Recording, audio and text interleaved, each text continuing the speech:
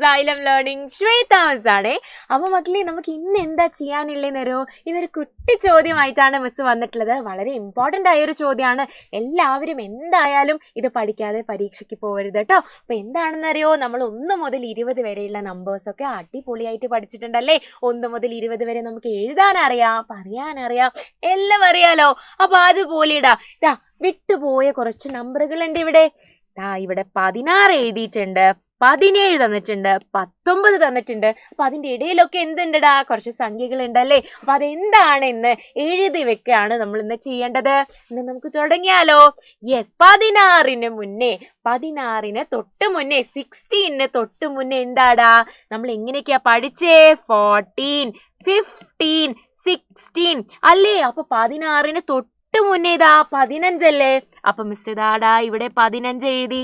പിന്നെ 15, 16, 17, പിന്നെ എന്താടാ 17 കഴിഞ്ഞാൽ? യെസ്, 17 കഴിഞ്ഞാൽ 18, പിന്നെ 19, അങ്ങനെയാണല്ലേ. അപ്പൊ 18 കഴിഞ്ഞാൽ 19 ആണ് എന്നുള്ളത് ഇവിടെ തന്നിട്ടുണ്ട്.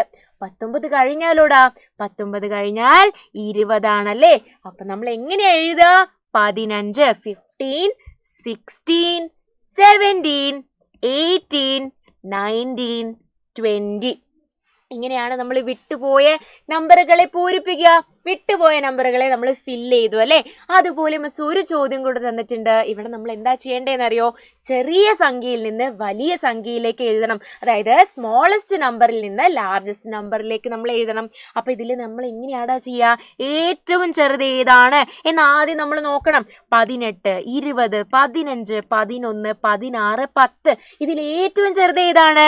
ആദ്യം 10 ആണല്ലേ. അപ്പൊ മിസ് 10 എഴുതിയടാ. ഇനി 10 കഴിഞ്ഞാൽ അടുത്ത വലുത്, 10 കഴിഞ്ഞാൽ തൊട്ടടുത്ത വലുത് ഏതാണ്? 11 ഉണ്ടല്ലേ. 11. പിന്നെയോടാ, പിന്നെ ഇതാ 15 ഉണ്ട്, പിന്നെ 16, പിന്നെ ഇതാ 18ഉം 20ഉം അല്ലേ. അപ്പൊ മിസ് ഇവിടെ 18ഉം 20ഉം എഴുതി. എളുപ്പമല്ലേ? അപ്പൊ ഇതുപോലത്തെ ഒരു ചോദ്യവും മക്കളെല്ലാവരും പഠിച്ചു വെക്കണം. അപ്പോ ഓക്കെടാ, ഇത്രയേ ഉള്ളൂ നമ്മുടെ വീഡിയോ. നമ്മളിനി അടുത്തൊരു വീഡിയോയിൽ കാണുന്നതായിരിക്കും കേട്ടോ. അതുവരേക്കും ബൈ.